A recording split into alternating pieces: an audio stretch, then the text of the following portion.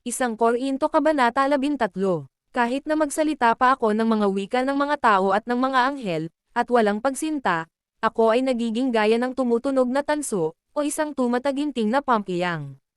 At kahit na may kaloob pa ako ng hula, at maunawaan ang lahat ng hiwaga, at ang buong kaalaman, at kahit na mayroon pa ako ng buong pananampalataya, anupat napapalipat ko ang mga bundok, at walang pagsinta, ako ay walang anuman.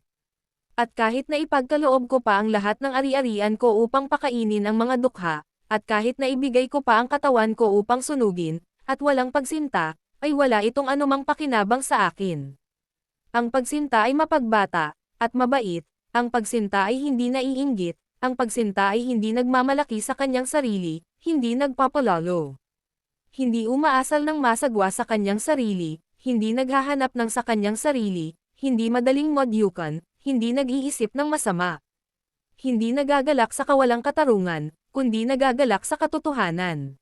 Dinadala ang lahat ng bagay, pinananaligan ang lahat ng bagay, inaasahan ang lahat ng bagay, tinitiis ang lahat ng bagay. Ang pagsinta ay hindi natatapos, ngunit kung mayroon mang mga hula, sila ay matatapos, kung mayroon mang mga wika, sila ay matitigil, kung mayroon mang kaalaman, ito ay maglalaho. Pagkat nakakaalam tayo ng bahagya, at nanghuhula tayo ng bahagya. Ngunit kapag dumating na ang sakdal, saka lilipas ang bahagya. Noong isa pa akong bata, nagsalita akong gaya ng isang bata, nakaunawa akong gaya ng isang bata, nag-isip akong gaya ng isang bata, ngunit nang naganap ang pagkatao ko, ay inalis ko ang mga bagay na pambata. Pagkat ngayon ay tumitingin tayo sa isang salamin, ng malabo, ngunit pagkatapos ay mukha sa mukha.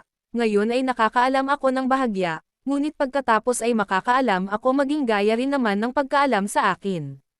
At ngayon ay nananatili ang pananampalataya, ang pag-asa, ang pagsinta, ang tatlong ito, ngunit ang pinakadakila sa mga ito ay ang pagsinta.